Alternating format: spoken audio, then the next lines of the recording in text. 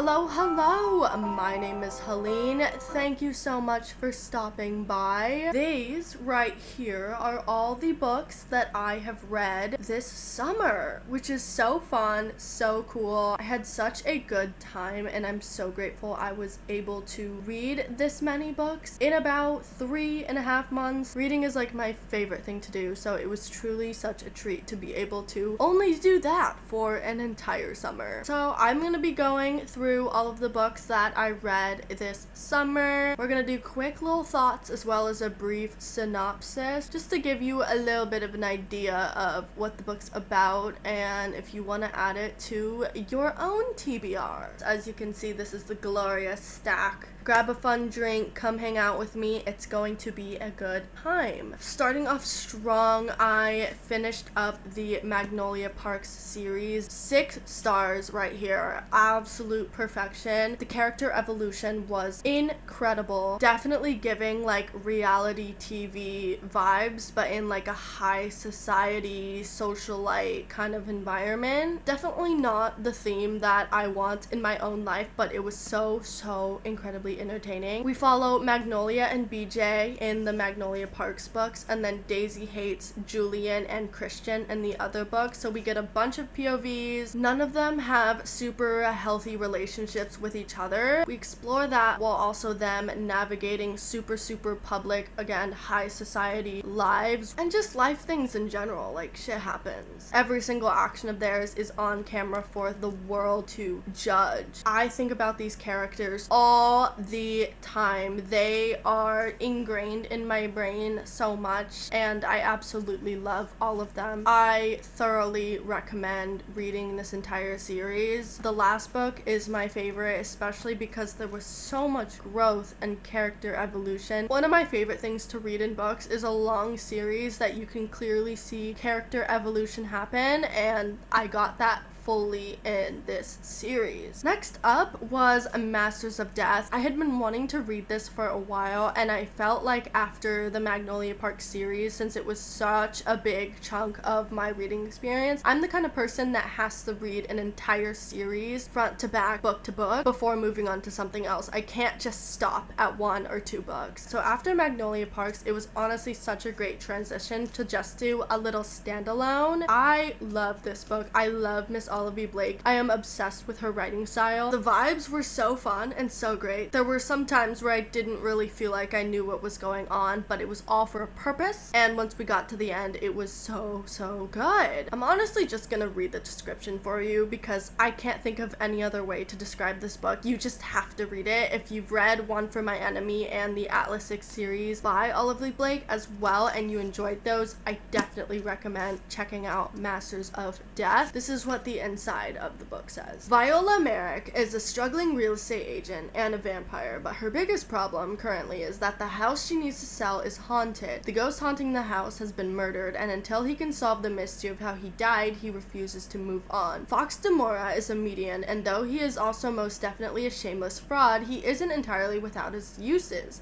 seeing as he's actually the godson of death. When Viola seeks out Fox to help her with the ghost-infested mansion, he becomes inextricably involved in a quest that neither he or Vi expects or wants. But with the help of an unruly poltergeist, a demonic personal trainer, a sharp-voiced angel, a love-stricken reaper, and a few mindfulness-practicing creatures, Vi and Fox soon discover that the difference between a mysterious lost love and an annoying dead body isn't nearly as distinct as they thought. That is what hooked me into the book, and honestly, you just have to experience it. I rated this 4.5 stars, by the way. I don't know if I said that already. Bride by Ali Hazelwood. I had so much fun reading this book. Again, another standalone. You'll see a temporary pattern of standalone books because, like I said, after I finish a series, I like to give myself a little breather, a little break from a whole entire series of like 6+ books. Bride was such a perfect romantasy-esque book. I rated this 4.5 stars. We follow Misery Lark, who is a vampire, and Lo, who is a werewolf, also known as a were in the story. They join together in a arranged marriage in order to keep peace between their lands. While she's adjusting to her new life, she's also trying to uncover the mysterious disappearance of her best friend, and she thinks that that disappearance is connected to the wares, which is a really interesting dynamic. I definitely recommend if you are interested in the romantasy genre. Heartless Hunter, I love this book. 5 stars all around, without a doubt. It's another romantasy, enemies to lovers, with a witch and a witch hunter. We follow Gideon, who is a man who believes that all witches are evil, and so he's hunting witches, specifically the Crimson Moth, who is a witch famous for freeing witches who have been captured by the guards and the king, who wants all witches gone. Rune is a witch, and she actually is the Crimson Moth. Both Gideon and Rune try to use each other to get information from each other to use as an advantage for their respective sides. It is so good. Enemies to lovers, as you know, is my favorite, so I ate this book up. And obviously it's a romance, so you kind of get the vibe. Moving on, we have Heartless by Marissa Meyer. This was a 4.5 stars for me. I super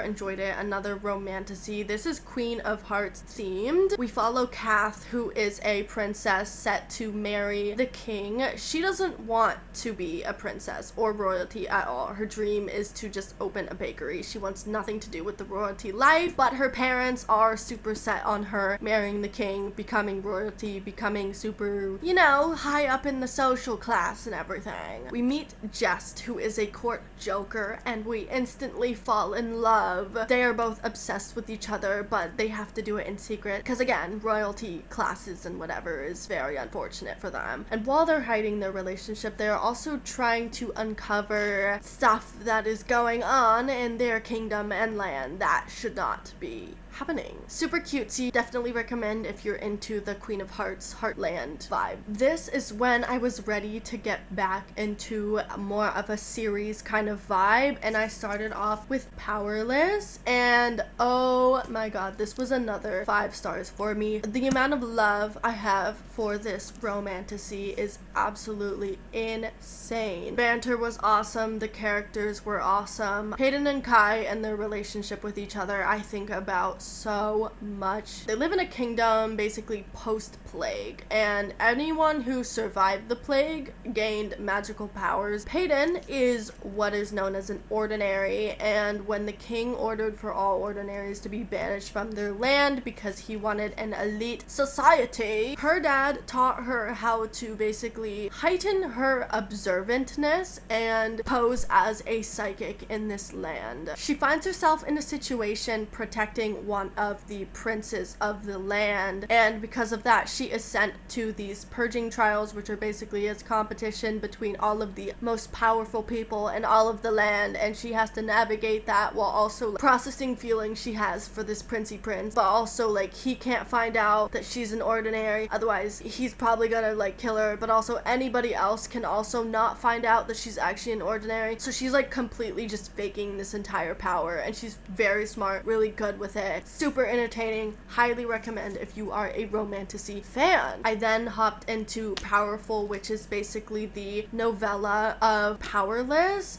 So we follow Adina, which is Peyton's best friend. So this is Powerless in Adina's perspective. This was a 6 star. I have not cried over a book so hard in so long. This book ripped out my heart, put it through a meat grinder, put it back in me for me to fix myself. Cannot recommend enough. One of the reasons why I picked up Powerless in the first place was because I knew the second book was going to be coming out soon, Reckless, and I really, again, I'm a reading series books back to back kind of person, and I did not want to have to wait so long between the books, and so I timed it perfectly to just read them all in one go. I read them all in about like 2 weeks, ate them up, rated this a 4.5. Not a lot happened plot-wise, like it was a lot less exciting than Powerless was, but I still really enjoyed it. I enjoyed the banter. It made me love Kai and Peyton for what they are for each other a lot more. I know a lot of people who had to wait to read this book than I did were a bit more disappointed by it. I disagree. I think maybe because I did read it so soon after Powerless and Powerful, I was able to enjoy it a lot more as what it was. So maybe I just recommend recommend you read all 3 books back to back and then you just enjoy it as much as I did.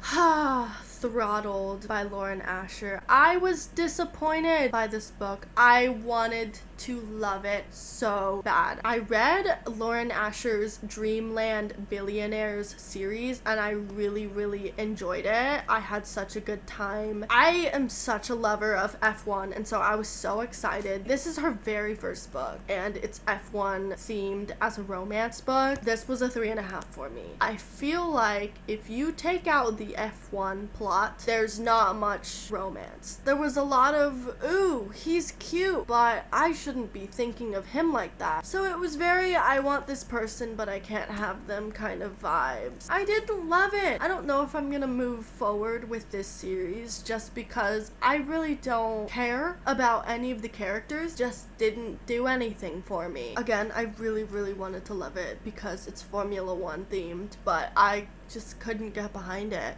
Finishing off strong, I read the entire Throne of Glass series by Sarah J. Maas. One of my favorite series of all time now. The character evolution, you know, I love some good character evolution, was insane. Every single book, I had such a good reading experience and I felt like I learned so much about every single character, every single time, and everything I learned was just like building on top of each other. Awesome. Even after 8 books, I was genuinely sad that this series ended. If she wrote another 20 books about these characters, I would have ate it up even more. I think about the reading experience of reading both of these books at the exact same time and it was just absolutely incredible. We basically follow Selena Sardothian, who is a teenage assassin, given the chance to win her freedom from slavery by partaking in these champion trials against other people who are kind of like in her kind of realm of just like coolness and athleticness kind of vibe. The winner becomes the king's champion, which is basically just like murder for hire, his personal assassin. Other issues start arising though when her competitors mysteriously just start dying. Their deaths are very suspicious and Selena takes it upon herself to try and figure it out while also trying to not be a victim of that and also trying to partake in these trials and not pass away. Really good. Lots of things happened in all of these books. I'm not gonna give anything else away because honestly, just read the series. Just read the series, please. But if you're interested in an in-depth reading vlog with some spoilers, I have a whole series on my channel reading the Throne of Glass series. My current read right now is